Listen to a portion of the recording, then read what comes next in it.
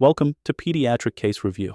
Today we'll explore childhood hemiplegia, focusing on practical assessment and management strategies for pediatric therapists. This lecture aims to provide you with foundational knowledge to enhance your clinical practice when working with children with hemiplegic conditions. Let's begin with a case scenario. A 5-year-old child presents with right-sided weakness. An MRI scan has been performed. Based on your knowledge of neuroanatomy, which brain area would most likely show damage? Is it A, right motor cortex, B, left motor cortex, C, cerebellum, or D, brainstem? The correct answer is B, left motor cortex. This illustrates the principle of contralateral control. The left hemisphere of the brain controls movement on the right side of the body. This is because motor pathways cross at the level of the medulla in the brainstem. Understanding this neuroanatomical relationship is essential for localizing lesions in children with hemiplegia. Here's our next question about a 3-year-old with left hemiplegia that has been present since birth. Which statement is correct? A, likely due to postnatal trauma. B, congenital hemiplegia is less common than acquired. C, usually affects the dominant hand first. Or D, often associated with perinatal stroke or brain malformation. The correct answer is D, congenital hemiplegia, present from birth, is often associated with perinatal stroke or brain malformation. Unlike acquired hemiplegia that develops after a period of normal development, congenital cases result from insults during prenatal or perinatal periods. Common causes include periventricular leukomalacia, perinatal stroke, and cortical dysplasia. Understanding the timing and cause helps guide therapeutic approaches. Consider this case of a 6-month-old baby whose parents report preferential reaching with the right arm. Which of the following might be an early sign of left hemiplegia? A, bilateral leg kicking. B, asymmetric tonic neck reflex beyond 4 to 5 months. C, equal hand regard. Or D, symmetrical crawling pattern. The correct answer is B. Persistence of asymmetric tonic neck reflex beyond 4 to 5 months can be an early sign of hemiplegia. Early hand preference before 12 months of age is a red flag, as typically developing infants don't show consistent hand preference this early. Other signs include delayed milestone achievement on the affected side and asymmetrical movement patterns. Early identification allows for prompt intervention. Let's examine the case of an 8-year-old with right hemiplegia. Which pattern would you most likely observe in this child? A, flaccid arm with spastic leg. B, spastic arm with elbow flexion, wrist and finger flexion, and internal rotation of shoulder. C, ataxic movements of the right side. Or D, dystonic posturing only during sleep. The correct answer is B. Children with hemiplegia typically demonstrate a characteristic posture in the affected upper limb, with elbow flexion, wrist and finger flexion, and internal rotation of the shoulder. This flexed and adducted pattern is classic. In the lower limb, we often see extension pattern with echinovarus foot position. Understanding these patterns helps therapists target interventions to address these specific muscle imbalances. Here's a case of a 10-year-old with left hemiplegia since birth. Which physical finding would you most likely observe in this child? A, left arm and leg longer than right. B, left arm and leg shorter than right. C, left arm longer but leg shorter than right. Or D, no difference in limb length. The correct answer is B. Children with hemiplegia typically show impaired growth in the affected limbs, resulting in the left arm and leg being shorter than the right in this case. This occurs because muscle growth impairment affects bone growth. The discrepancy often becomes more pronounced over time as the child develops. This growth difference may necessitate orthotic interventions or adaptive equipment to address functional and cosmetic concerns. Consider appropriate assessment for a 7-year-old with right hemiplegia. Which standardized assessment would be most appropriate to evaluate upper extremity function? A, GMFM or gross motor function measure.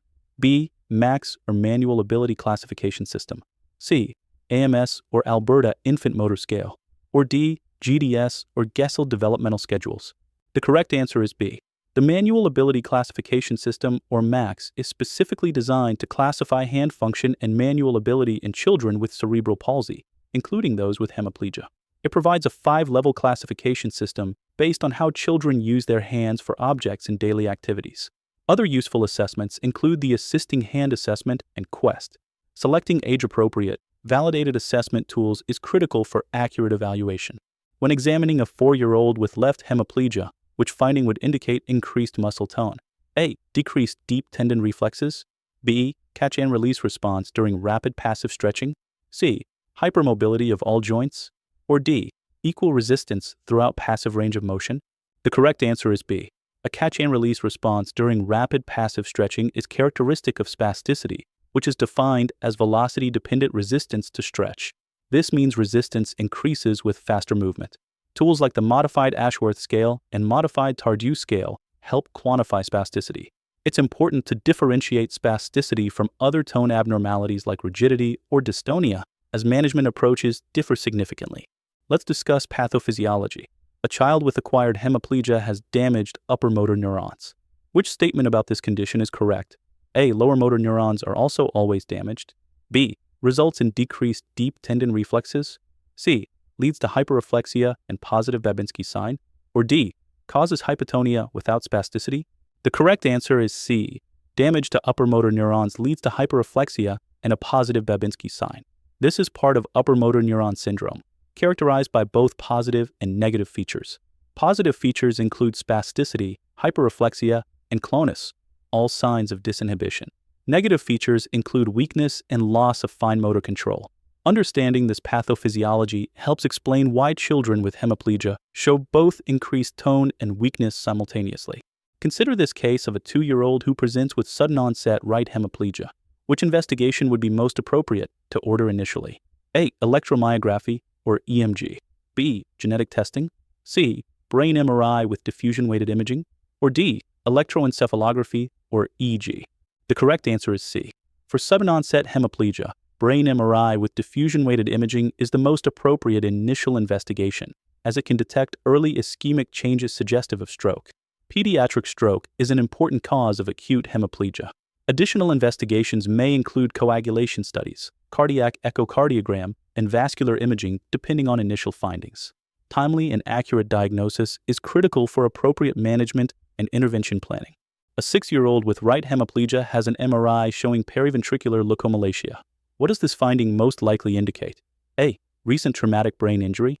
B. Perinatal hypoxic ischemic insult. C. Progressive neurodegenerative disorder. Or D. Post-infectious encephalitis. The correct answer is B. Periventricular leukomalacia or PVL is white matter injury near the ventricles that typically results from a perinatal hypoxic ischemic insult. It's particularly common in premature infants and often leads to spastic diplegia or hemiplegia. Understanding the underlying etiology helps guide prognosis discussions with families and informs therapeutic approaches. This child's hemiplegia likely represents a congenital rather than acquired condition. Let's consider treatment approaches for a 5-year-old with moderate left hemiplegia. Which approach has the strongest evidence base? A. Neurodevelopmental treatment or NDT exclusively. B. Passive stretching for 2 hours daily. C. Modified constraint-induced movement therapy or MCMT. Or D. Water therapy only. The correct answer is C. Modified constraint-induced movement therapy has strong evidence supporting its effectiveness in improving functional outcomes for children with hemiplegia. This approach involves restraining the unaffected limb while providing intensive, structured practice with the affected limb. Bimanual training also shows good evidence. Often, combined approaches that incorporate various evidence-based techniques yield the best outcomes. Treatment should be task-specific, goal-directed, and incorporate principles of neuroplasticity. Here's a case of a 7-year-old with severe spasticity in the hemiplegic arm that is limiting function. What would be the best next step in management? A. Immediate surgical intervention. B. Botulinum toxin injection followed by therapy. C. Oral baclofen only. Or D. Heat application before stretching. The correct answer is B. Botulinum toxin injection followed by intensive therapy represents an evidence-based approach for managing focal spasticity in children with hemiplegia. Botox temporarily reduces spasticity for 3 to 6 months, creating a window of opportunity for therapy and orthotic management. Surgery is typically reserved for fixed contractures or when conservative measures fail. A multimodal approach addressing spasticity while promoting functional movement typically yields the best outcomes. Consider orthotic management for a 4-year-old with hemiplegic cerebral palsy who has echinovarus foot positioning. Which would be the best orthotic choice? A. Rigid AFO locked at 90 degrees. B. Hinged AFO allowing dorsiflexion. C. SMO targeting only pronation. Or D. CAFO extending above the knee. The correct answer is B. A hinged AFO allowing dorsiflexion would typically be the best choice as it controls the equinus position while still permitting ankle movement during gait. This promotes a more natural walking pattern and allows for better muscle activation. Orthotic prescription should balance the need for stability with preservation of mobility. Regular reassessment is essential as the child grows and their needs change. The least restrictive orthotic that achieves functional goals is typically preferred. A 10-year-old with left hemiplegia reports increasing pain in the shoulder. What is the most likely cause of this symptom? A. Malingering to avoid school. B. Subluxation due to muscle imbalance. C. Normal growth pain. Or D. Unrelated sports injury? The correct answer is B. Shoulder subluxation due to muscle imbalance is a common complication in hemiplegia. Weak stabilizing muscles combined with spastic internal rotators can lead to improper shoulder joint alignment. Prevention and management include balance strengthening programs and proper positioning techniques. Other common complications include scoliosis, contractures, and overuse syndromes of the unaffected side. Early identification and intervention for these complications is essential for long-term outcomes. An 8-year-old with right hemiplegia expresses interest in playing team sports. What would be the best recommendation? A. Avoid all sports due to injury risk. B. Recommend adapted sports with appropriate accommodations. C. Focus only on individual non-physical activities. Or D. Participate only in non-competitive physical activities. The correct answer is B. We should recommend adapted sports with appropriate accommodations. Participation in meaningful activities is vital for overall development, self-esteem, and quality of life. Benefits include social integration, confidence building, and improved physical fitness. Sports can be adapted through rule modifications, equipment adjustments, or role adaptations. The focus should be on maximizing participation while ensuring safety, following the principles of the International Classification of Functioning, Disability, and Health Framework. Thank you for joining this lecture on childhood hemiplegia. We've covered pathophysiology, clinical presentation, assessment approaches, treatment options, and potential complications. Remember that early intervention with a multidisciplinary approach is crucial for optimal outcomes. Always center your practice around the child and family's goals and priorities. Please follow the Pediatric Case Review channel for more informative presentations like this one. If you have questions, please leave them in the comments section below.